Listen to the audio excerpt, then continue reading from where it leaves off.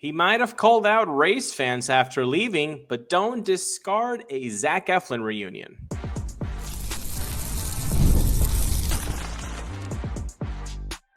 You are Locked On Rays, your daily Tampa Bay Rays podcast. Part of the Locked On Podcast Network, your team every day. Welcome into the Locked On Rays podcast. Locked On Rays is part of the Locked On Podcast Network, now the #1 sports podcast network, your team every day. And we are Kevin and Ulises. And we are lifelong Rays fans who have been podcasting about the Tampa Bay Rays since 2019. Later on today's show, affordable ticket options are coming to the Trop. In a few minutes, the Rays ownership group is taking the long view on a new stadium location.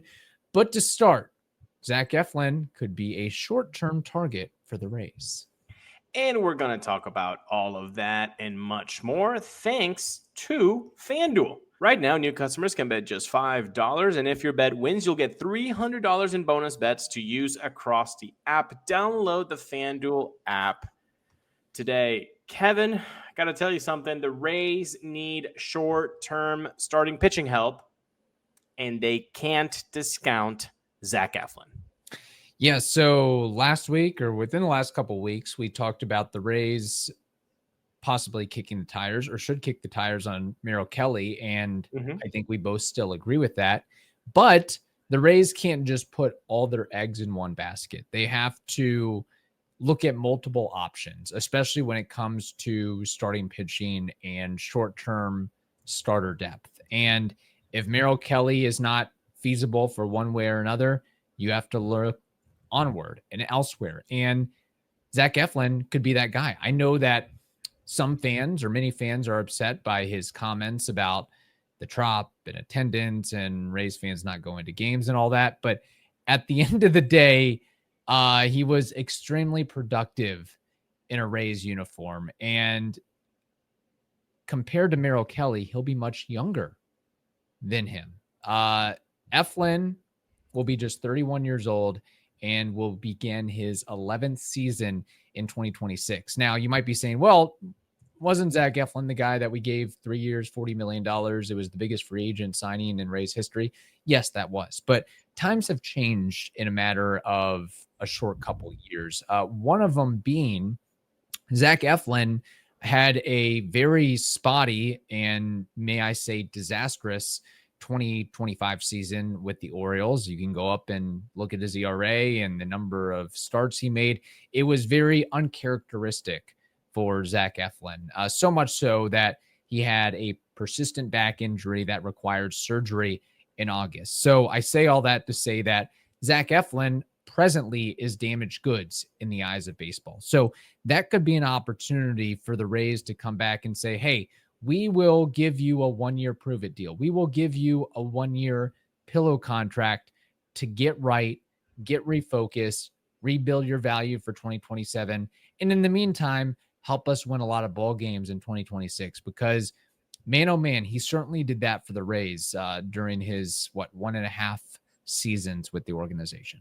It could be a symbiotic relationship. He gains value with a team that he saw his most success in at the major league level, and he would be coming, quote unquote, home, being comfortable. He was looked at as a leader right away in that clubhouse, which we have talked about how maybe that wasn't such a great idea.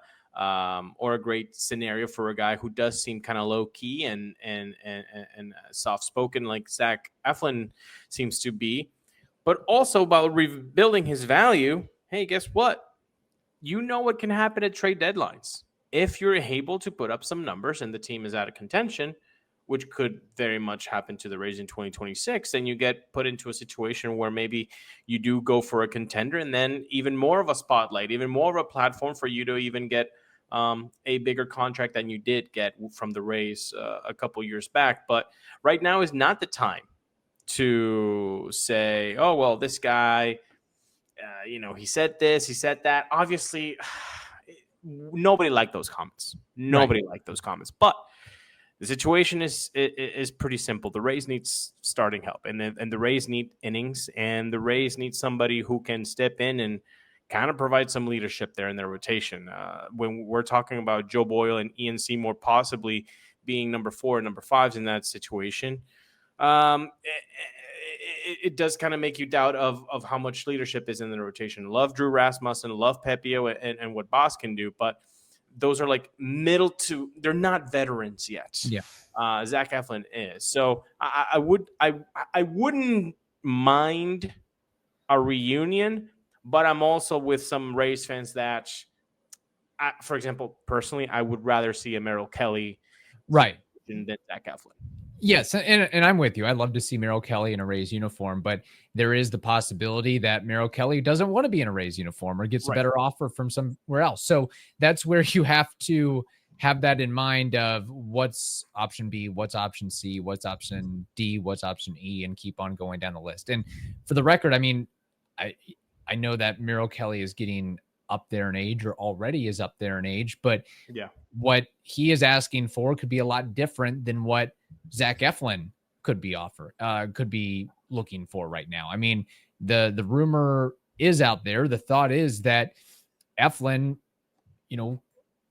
he'll be lucky to get a 1-year, $8-9 million deal, a deal that doesn't even touch 8 figures. So that's something to think about and consider. And the fact that who he is, you've had him in the clubhouse for an extended period of time. So what kind of worker he is, what kind of teammate he is. And that when healthy, he's going to eat up innings. He's going to keep the ball on the ground and he's going to limit hard contact, which are great things that you want in a starting pitcher. And it's not especially like the drop, Kev. Yeah. They're moving magic drop. That's exactly the kind of guy you want. Yes. And you sign him, you don't have to say, hey, all right, you're immediately our number 1. Like you can sign him as a mid-rotation, back into the rotation guy. And then, you hope things work out with Shane McClanahan and others, but it's not like you sign him and say, hey, you're expected to be our opening day starter. So that could alleviate some of the pressure that Zach Eflin has. If anything, it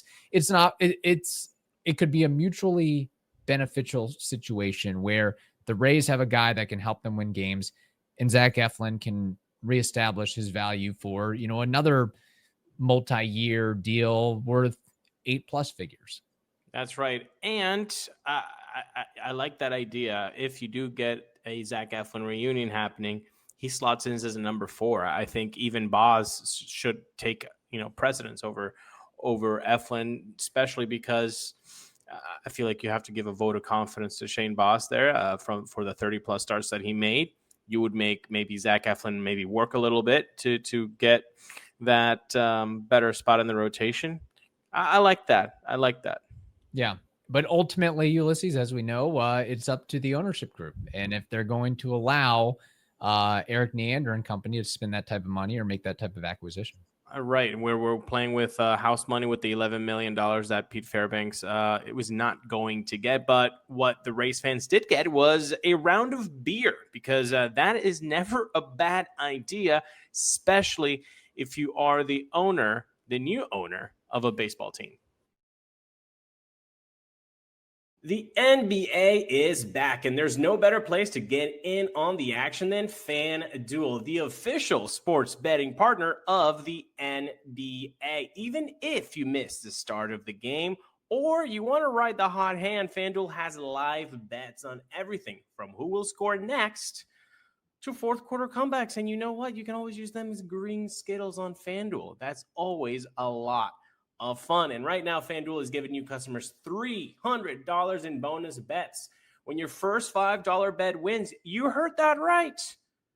$300 in bonus bets to new customers when your first $5 bet wins. So head to FanDuel.com right now to sign up and play your game with FanDuel, the official sports betting partner of the NBA. Thank you so much for tuning in to Locked On Rays, part of the Locked On Podcast Network, your team every day, and now the number 1 podcast network in the nation. Kevin, ownership might be choosing to take its time rather than to act on the stadium situation. There was a few quotes Yes. Coming out during the weekend after Ken Babby visited Fergs. As per Mark Topkins' article, he said, we're trying to make something truly, truly great here in Tampa Bay right now regarding the stadium. We're doing feasibility analysis on a bunch of sites throughout the region. We're talking, we're learning, we're absorbing information, we're understanding what's possible, and we're excited for the future. At this point, that's where our focus is. Completely my opinion, and I want to hear what your take is, Kev. I think this might be a situation where the Rays' new ownership is saying, look, we want to get this right. So let's take our time rather than just put in billions or at least $1 billion into a project and then for it not to come out right. If we take our time, if it might be a little bit more expensive, but we might get it right ultimately. And that would point to me as maybe an extension at the place where you have been playing, and that is just getting new repairs done. Yeah, that's the thing. And we have some more insights on that in the third segment. But the fact that the Trop, a lot of money was spent to fix that roof, and there's going to be a lot of interior upgrades as well. Look, if you're the Rays ownership group, the new Rays ownership group, you want to find that forever home, wherever that is, whether it's in Pinellas County or Hillsborough County or Timbuktu. And I'm sure they got the 2 cents from the previous ownership group and from the people that were involved in that previous ownership group. But I think they also want to take a blank slate, and they want to, like, they can hear what has to be said from those people. They can look at the research and documentation that they did, but they also have their own ideas and vision and game plan for that, what they want. And I think they want to see what St. Petersburg has to offer, and they want to see what Tampa and Hillsborough County has to offer. And that's perfectly fine. And the fact that if you can re-engage the relationship with St. Petersburg in Pinellas County and get that extension situated with Tropicana Field, which, I mean, I know that St. Petersburg wants to get moving on the redevelopment plan at some point, but it's also a big economic driver to have the Tampa Bay Rays, especially when you lost a season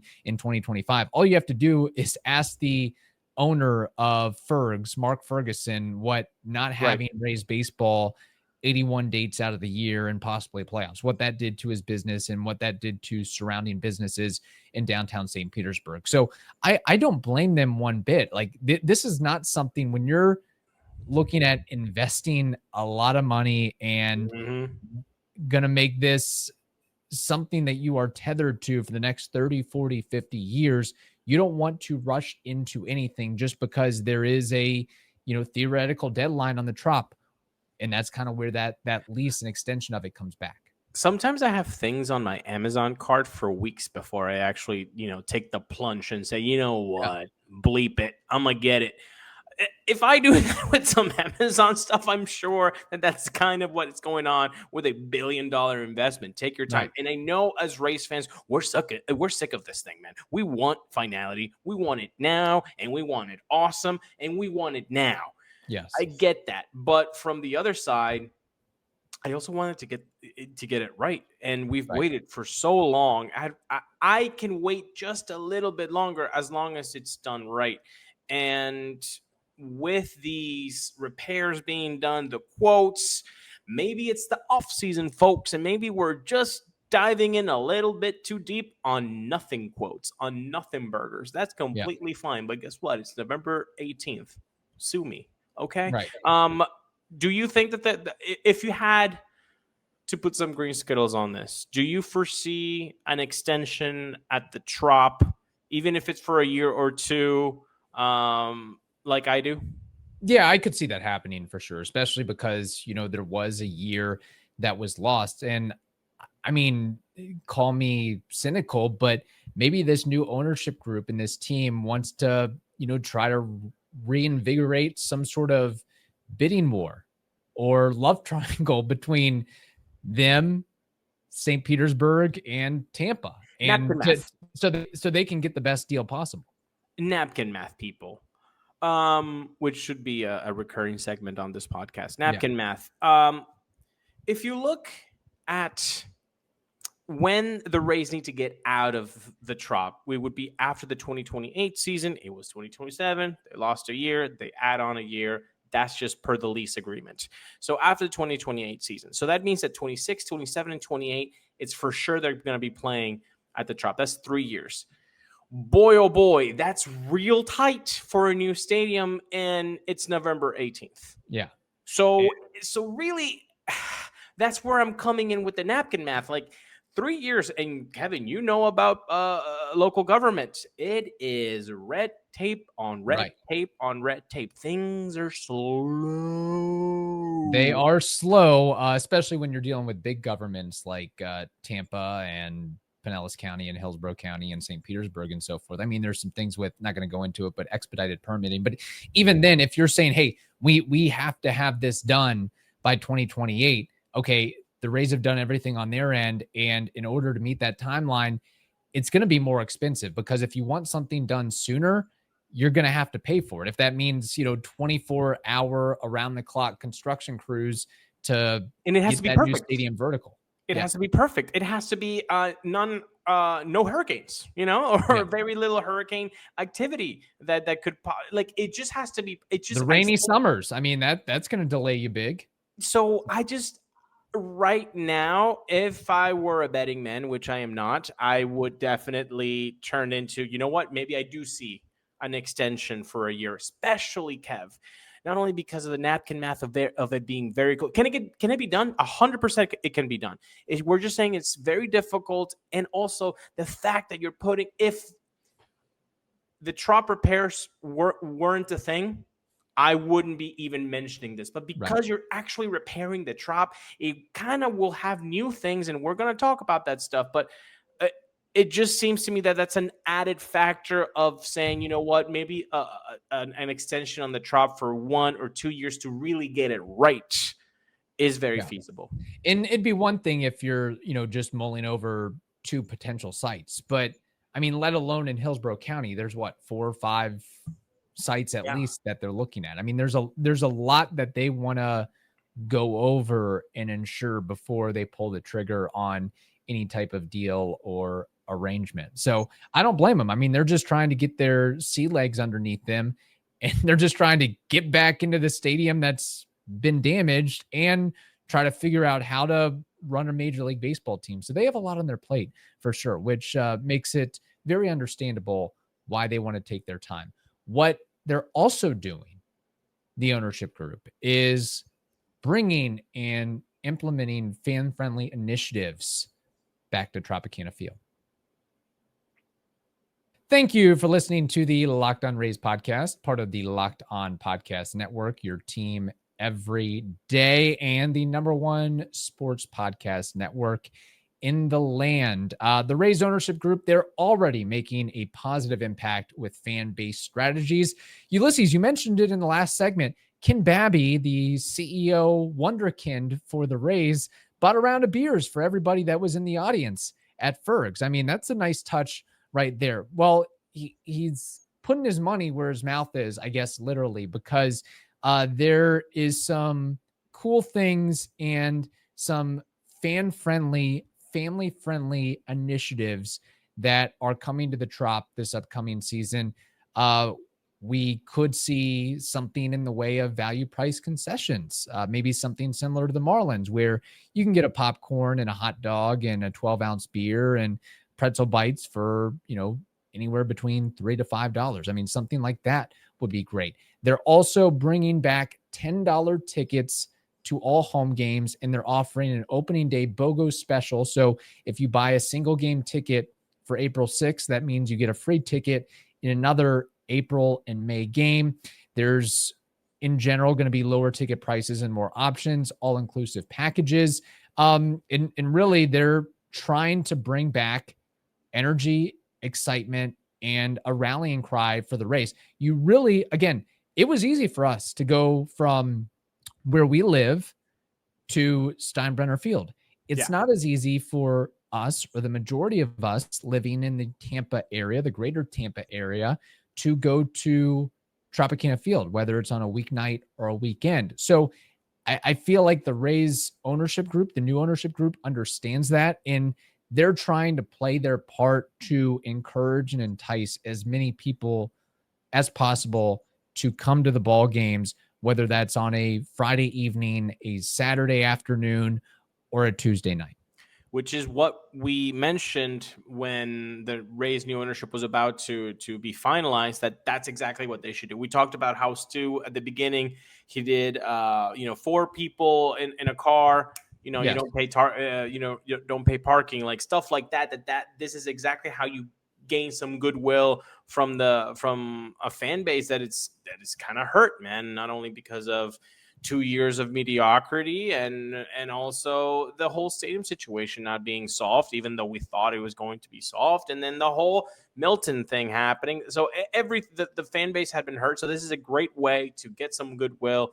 I love the value price concessions, I think, because sometimes you think, oh man, I got in there for like, $20. And then ultimately you check your credit card. You're like, I spent $80 in concessions. Yeah. Like, what did I even do? I had like 2 drinks. Gee. Yeah. Why was this beer $18? Why is that? A domestic beer, no less. Yeah, exactly. Well, it tasted like nothing. Yes. But regardless, I think this is fantastic. And, they did say something on, I read this, the Topkin article talking about this stuff, saying how the pricing was reduced by an average of 15% for more than 2/3 of the seats compared to 2024. Okay. I'm not going to clap for that because 2024 was already increased because there were only 10,046 seats. So it's kind of like saying, hey, we brought prices down from the increase that we ourselves did, even though I know it was a different ownership, but it's kind of like, I'm not taking that. I'm not counting that as a W. I'm sorry, Ken Babby. I'm sorry, Zalupski. I'm not doing that. Right. The others, perfect. The logo, I think it's great, but that one I'm not going to put on the W column. Yeah, no, I get that 100%. And look, if you just give an opportunity, like, and if the $10 tickets sell like wildfire, go for it. I mean, that's awesome. You ultimately want butts in the seats at the games and, have an environment and atmosphere that shows that you're a major league team and not a AA team, which the Rays have been fighting so hard to go against. And, also with, besides the monetary factors, you also have to like that. Look, the roof is one thing. You got to have the roof. You got to get that repaired. The city's taking care of that. But the ownership group is also working to make other aesthetic upgrades within the Trop. So yes, we can joke about it being a warehouse and it's, not necessarily made for baseball, so to speak. But they're adding a new sound system. They're expanding the main video board. They're adding new video displays behind home plate and by the foul poles.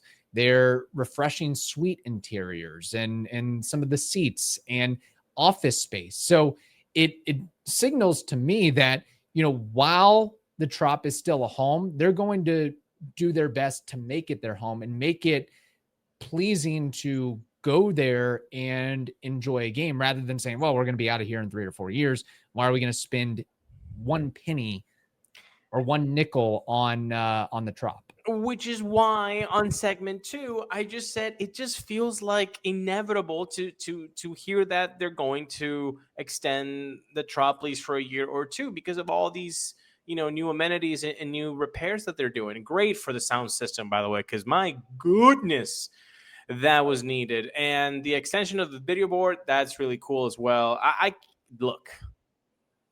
cannot bleeping wait to go to the Trop again. I think all Rays fans are incredibly excited about the 2026 season. And one of the factors that make their podium is because we're going to be back at the Trop. We're going to be back at the most beautiful warehouse that has ever seen being played baseball before. And with these new amenities, with these new kind of repairs and redones, I'm excited, and I know that you're excited, and I know that people in the comments are going to say how excited they are as well. 72 degrees, AC, no rain delays. There could be a hurricane delay. We don't know. You know, once every 5 years, there's a power outage, which, you know, yeah, we can make our jokes about that. But I would think it would be a more comfortable environment as compared to Steinbrenner Field outdoors. But look, what I thought you were going to say was I cannot bleeping wait for the promotional schedule, because that's what I feel like this new ownership group is good at, because they've got guys who have, you know, that minor league experience where you live and die with the promotional schedule. And I know you don't want to make it Bush League and tacky and all that, but you know, there's have some fun with it. No, different crowd. Yeah, you got to be unique. You got to. It's all marketing and strategies. You got to do something that's a little out there and off the wall to get talked about. And I feel like Babby and all the other guys can figure out some cool things there. And I think they mentioned that Babby is bringing somebody for the marketing department as well, somebody new, and an executive assistant as well. So, hey, maybe that's right up the alley of promotional schedule. But yeah, obviously also excited about that. Yeah. But yeah, leave it down in the comments what you are most excited to see at the Trop when you come back in 2026. Hey, junior home run at the Trop, free beer for everybody. One beer. There you go. And you know what? We'll buy Ken Babby a round if he makes the pod. There we go. We can make that happen for sure. On that note, we hope you all have a wonderful day. Stay safe, and we will talk to you later.